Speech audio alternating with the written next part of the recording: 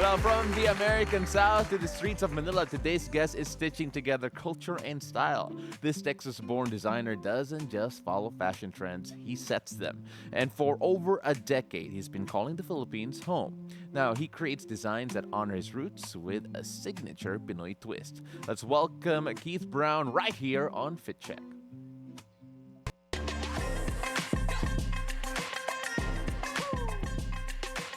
It's a beautiful day. We call him Kibo. Welcome to the show. Thanks for having me. Thank you so much for being here. First off, you have such an interesting story, such an interesting background, and a lot of people are wondering in the first place, why are you here? Over a decade here in the Philippines from South Texas. Not that we don't want you not here. that we don't want you Yes. here. Thank you. Thank you for that clarification. It's just, not a lot of people would guess that we could find someone like you here. It's an interesting story. It wasn't just out of the blue, let's move to the Philippines. My wife is a retired scientist who worked for CDC and the World Health Organization for about 25 years. Okay. So somewhere around 2009, when we met in Atlanta, we both felt that our time there had come to an end, and it was time to have a new experience. And we met, and we both had sort of the same idea about where we wanted to travel and to live life, growing old together and experiencing art and movie and fashion, etc. So we decided that it was time to go, and we considered like India, Africa, and Asia. And it all worked out to where it was an easier first step abroad to come to the Philippines. I think it's also important to understand that my wife's heritage is Filipino and American. Her mother is from Paco, Manila. She was born and raised in California. But that didn't play a huge factor in us moving here. We came for 2 weeks to decide whether or not we wanted to move here. Undoy happened, and we still decided to move here. Really? Despite Undoy? There are times where I still think that I'm like, what was I thinking? So that was why we came. It was because of her work. I think the more interesting thing is why we came back. Philippines it's very black and white. There's no gray. You either love it here or you don't like it.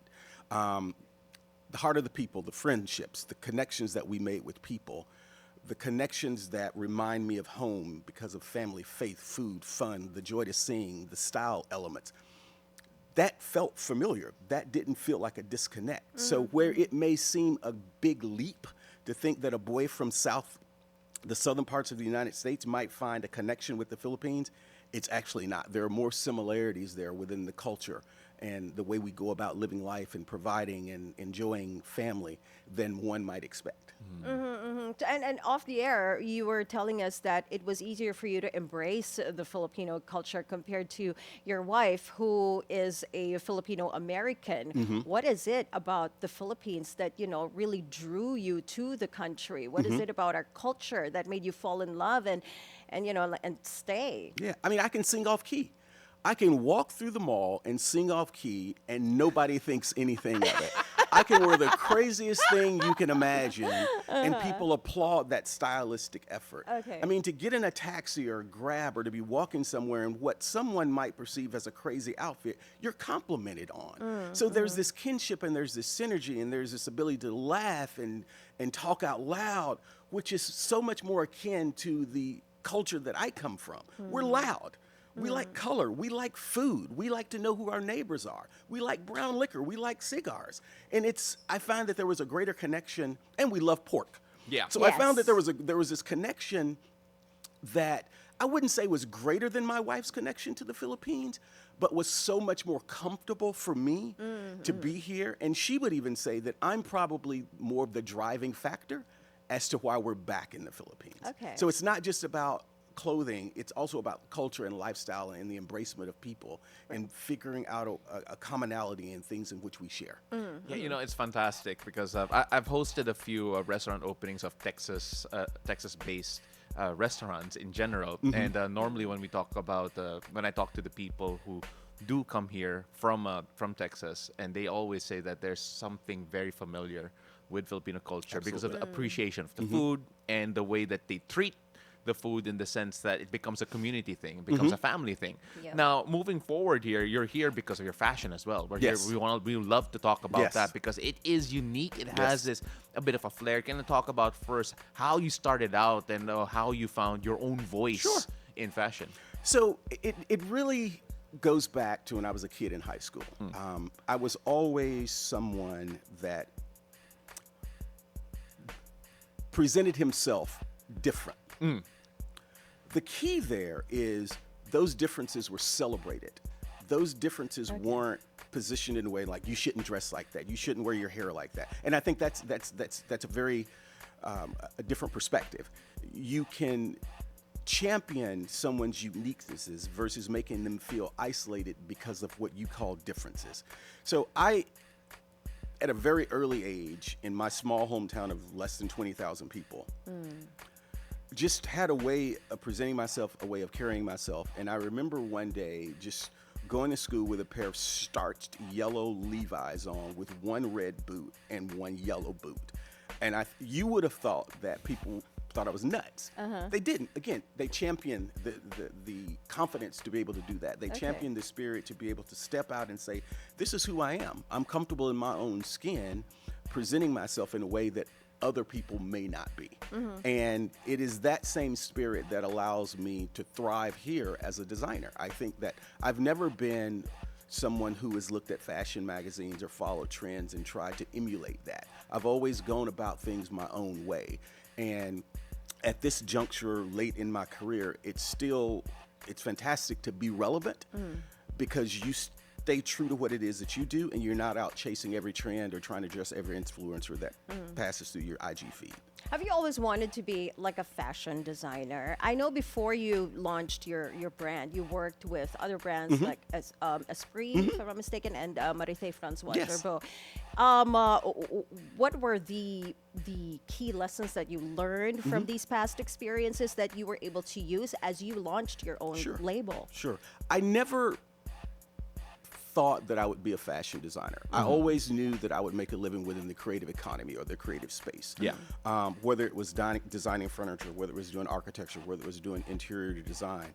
And as a kid, I dressed in a very unique way. Not always because our parents had the means to buy, but clothes were handed down. Cousins lived in the big city. They would hand me down their clothes, which were the big labels. They wore Ralph Lauren or Azad. We wore the Fox from JCPenney. Okay. And so you figured out how to be creative with those things. Yeah. I think the biggest thing that I learned about working at Esprit or Gerbeau is not to be fascinated by fashion in itself. Fashion is a business. It is a business that requires you to do your due diligence to understand that it's not just about what you see on the runway. There's a process that allows something to exist on a runway or in SM or in Rustans or wherever that may be. And I spent a lot of my time while working at Gerbeau understanding the business side of things. When your single best-selling item can be the same thing for 17 years and all you do is change the colors of it, there's a branded methodology that goes behind that. Yeah. I don't change designs every season. I can tweak. I can move a pocket. I can add a different type of button. I can make something a different length in terms of sleeve. You don't have to go about designing in the way in which, every season is 900 new items. And for me, that's not. I like to have a life. I like to travel. I like to shop. I like to do things. And if I'm spending all of my time at a table designing, I'm not really able to enjoy the rewards of being successful as a designer. Yeah, so you don't have to reinvent the wheel every year. You don't. You I don't. get that. You No, don't. 100%. So as a creative, normally creatives are influenced by their environment, where they are at the moment. And you've been here for more than a decade. When we talk about Filipino-ness in your design, how has that permeated into your work? Sure. Again, it goes back to, I can't talk about my existence without talking about where I'm from. Yeah. When I go back and I talk about being from the South, and you look at what I was inundated with on a day-to-day basis in terms of colors of food, quilting was a huge thing. Listening to music was a huge thing. And then you go to Southern Mindanao. Colors of food, weavers, mixing, the hybrid of all those different things completely influences me. The first time I ever went to Mindanao, I was working on a project that I interviewed the country director at the time for World Food Program.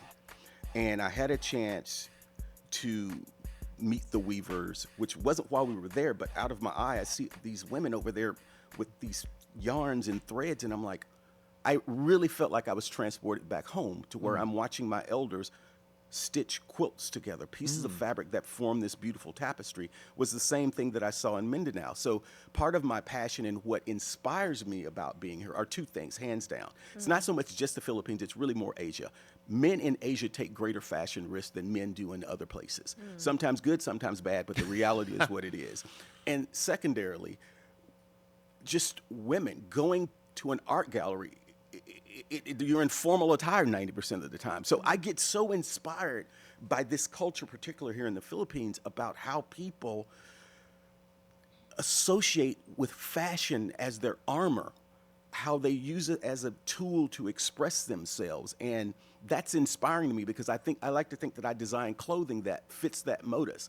Whether you want to wear something casual, such as this shirt, whether it's with a tuxedo, or whether it's putting a woman in a sharp razor edge pencil skirt and a one-button fitted jacket. There's an audience here who doesn't need an occasion to wear that. And that's, I think, what's so inspiring here. People want to look good all the time. It's not just when there's an event that's taking That's place. true. Whether Yeah. it's going to work or whether it's Yeah. going over to Lola or whether it's going to meet Tita for coffee, people want to look good all the time. And that, Yeah. in terms of me, is absolutely inspiring. We actually don't wait for a reason I get it. to I get get it. dressed. Like every single time we step out of the house, that is enough reason Absolutely. for Yep. you to look good, right? We are the show. That's what you get But out. let's talk about your designs. On your company website, it says that your design language is soul deep. I want to talk about that. How do you describe your designs, and how has it changed over the years? I know you've launched your brand back in 1994, That's right? correct. So that's a good number of years already. How has it evolved? Well, the biggest evolution of what I do has been less about the design and more about the business. You know, I can't talk about my designs without talking about the business aspect of design because I'm just as fascinated about how I get my clothing in the hands of people versus just coming up with something that's creative. What has changed is how the opportunities that presented to us to be able to get our clothes from cutting board into your hands. The internet changed everything. Yes. You know, there was this great time when the retailers were king. You needed a design partner in the way of a retailer to sell your clothes, and traditionally that was brick and mortar. Brick and mortar had such an influence on what you designed that sometimes you were just following what a buyer wanted to do, and I never wanted to go that path. Remember, I worked for Esprit, I worked for Jabot, I've been in those meetings, I know how it goes down. So for me, it was about evolving based on where I was at in my life. Music plays a huge part in what I do. I lived in Atlanta for 17 years, and I made a significant living there as a wardrobe stylist. Styling, I mean, Atlanta is the music hub of the world. You know, the producers that are there, the artists that are there, and many of them are celebrities, but we don't refer them as their celebrities because they're just our friends. We all grew up together. Even though I'm from a different part of the world, I'm from Texas, Atlanta embraced me. I became who I am. I found my design DNA in Atlanta. And part of that is because of the creative circus that existed there. And that similar creative circus exists here in Manila. It may not necessarily be with musicians and artists that I have direct contact with. It's with people that come and go. There's a lot of Filipinos that come and go. There's a lot of Filipinos that stay. And there's a lot of foreigners and expats that are here. So travel, music have influenced my design DNA. I can't think about creating without that soundtrack playing in the back. And 90% of the time, it's blues, it's hip hop, it's old soul, it's R&B. The similar connection points of music that I love are similar music connection points with Filipinos that I share. Yeah. You know, I love that. It's fantastic because now I'm really curious if you could divide your creative journey, your work in general, into different eras. What would the soundtracks be for those specific eras? It would be Stevie Ray Vaughan consistently through those eras. I can't not talk about hip hop and the role that it plays and gospel, because when you think about it, all the music that I've talked about, it was born out of slave songs. Yeah. Slaves are in the field trying to get through the day and they're humming. That's blues. That's jazz. That's gospel. That's hip hop. That's country and western. So we can divide up all these genres, but at the end of the day, that beat, that soul is where it comes from. And I like to think that that's in my clothing. When you look at the outfits, there's something unique and interesting about it. All the fabrics tell a story. They're a part of what I pick up on my journey when I travel. That's part of why I love traveling so much, is it's also a work trip. It's also an opportunity to go to Art Basel and look at art and be inspired by the people that are at the show, to find a fabric store to go and meet, to find a local vendor who's doing something that's fantastic that I've never seen. Bringing that back, putting it in this pot of gumbo and turning it into a piece of clothing. That's my joy, is I can't design just sitting behind a desk. I need to live. I need to be out and about. Yeah. So that's why your designs are often described as narratives, like storytelling, culture, memory, emotion, music. How do you start a new piece? What's like your creative entry point? Is it a memory? Is it a particular fabric, maybe? So that's a simple one. It's two things. It's an idea determines the fabric, or fabric can determine an idea. A person wearing something that can stimulate an idea. Seeing something in a store can stimulate an idea. But the long and the short of it all, for me, it's all about the fabric. And again, I can see a cloth in that I may hold on to it for a while before I do something with it. But eventually when we do something with it, it wasn't because I was like, this mastermind behind wanting to do something exclusive with that fabric. That fabric plays a role. How it's going to hang, how it's going to stitch together. It can inform me just as much as a sketch that I then need to go find the right fabric for. Have you ever had an experience wherein you held on to a fabric for the longest time, waiting for the right project, waiting for the right spark of inspiration before you actually used it? Because some people, they hold on to some things for quite some time before it actually all clicks. I invite you to come to my studio. It's full of pieces like that. I have a love of piña and abaca and how it's weaved together. Yeah. And the architectural form, Tenalic is another one. The architectural form, the stiffness that these fabrics hold together, it just creates this dynamic shape that I love. And I've got a closet full of stuff that I may never touch. I may never cut it. I may frame it. But yeah, it happens. It happens a lot. I mean, I've got some things that I picked up a few months back on a trip that it's like, should I do something with this? But it's just special. Just special things happen all the time with cloths. Now that you've mentioned us visiting his studio, let's have a little fun on the show. If you were to style me and Paolo right now, what would you put us in? What look would you give me and Paolo? You know, for you, based on your height, your shoulder width, for me, it's kind of going back to the golden days of fashion when it was like Dior, Chanel, where it's not 80s shoulder pads, but a shoulder pad that gives you a little bit of rise, but not as wide. Pinched at the waist, very short. Long skirt gives you height, and of course 6-inch stilettos, which you don't need to really walk in. You just need to stand and look good. Paolo, I would do color. I would add a punch of color. Sex it up a bit with your shirt. I know you're on the air, so I'm not trying to sex you up on the air.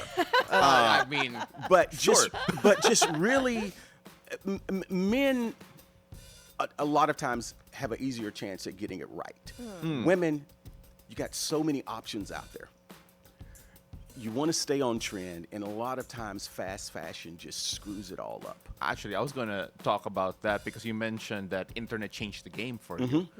Now, fast fashion is changing people's perception of fashion in general. It absolutely is. I mean, particularly when you can go into, and I'm not one of those who are sitting on my high horse talking down about fast fashion, because I think there's a time and a place for it.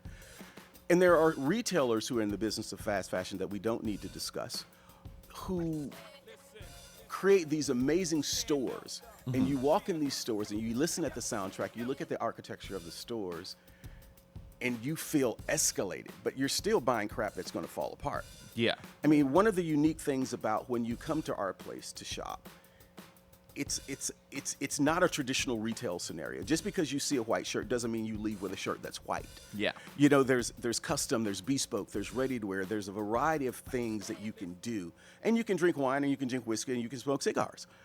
There's no pressure to do any of that. It's a unique twist on personalized shopping that I think we've gotten so far away from, because you have this expectation that just walking into fast fashion, spending, 2,000 pesos, walking out, and then complaining about something that falls apart the first time you wash it. Yeah. You get what you pay for.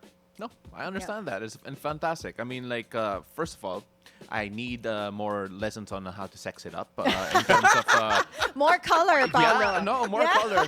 I mean, like, we picked a boring color today. I have purple suits, I have green suits. I have a green suit in my car Blue right is now. not boring. Now I'm conscious about my shoulder pads. No, I mean, to be fair, I didn't wear the same shade of blue. Yeah, I know which we is had good. the powder yes, blue one. Yeah. we did it the last time. And I didn't get the memo that we were all trying to coordinate. No. It kind of works That's anyway. fine, It does that's kind of fine, work. yes. But okay, so when we talk about goals here, let's talk about your goals and moving forward, because you're far from done.